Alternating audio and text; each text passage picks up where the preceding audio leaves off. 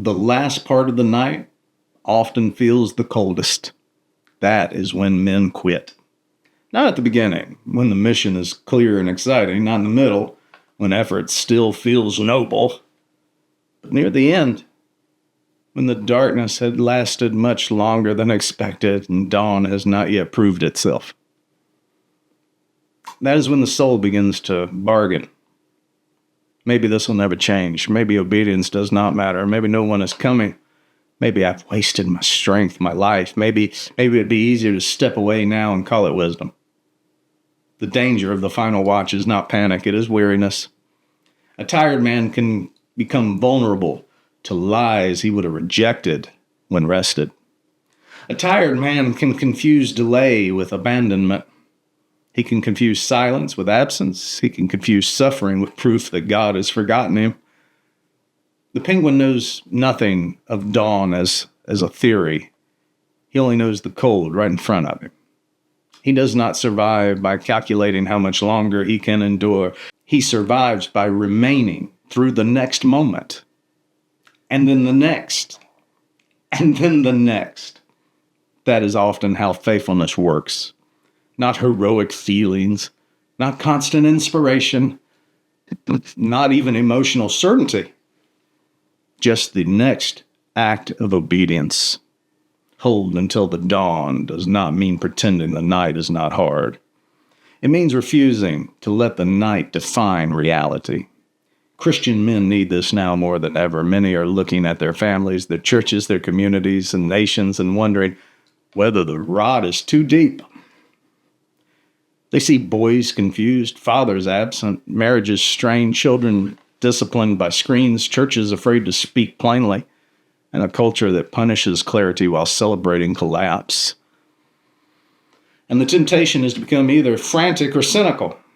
Frantic men run everywhere but stand nowhere. Cynical men see everything but build nothing. Neither is faithfulness. A man under Christ must learn a harder way. He must see clearly without surrendering hope. He must name evil without becoming consumed by it. He must grieve without quitting. He must labor without being promised visible results. This is not optimism. Optimism says things will probably get better. Christian hope says Christ is king whether the night gets better or not. That is stronger, child.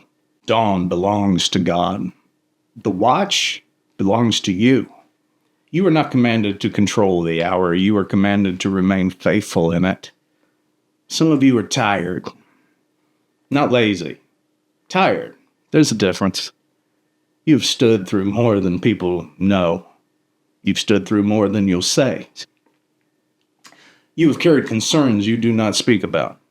You've prayed prayers that seem to echo back to you unanswered. You've tried to lead when you felt completely empty. You have tried to protect when you felt afraid. You've tried to believe while the wind kept hitting you in the face. So hear this clearly. We all get tired, and tired is not the same as defeated.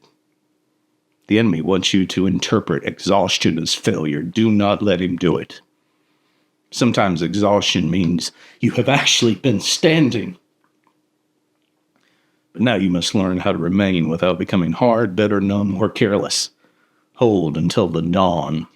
Not because you know the schedule, not because relief is guaranteed by morning, but because people will finally understand. Hold, because Christ held. He endured the cross for the joy that was set before him. He did not confuse Friday with the final word, and neither should you. The world is full of men who left just before the light changed. Do not be one of them. Stay with the wife, raise the children, tell the truth, show up to church, repent quickly, work honestly, pray when dry, sing when tired, forgive when costly, resist when tempted, build when mocked. The dawn is not yours to manufacture, but the post is yours to stand. So here's the question this episode leaves you with.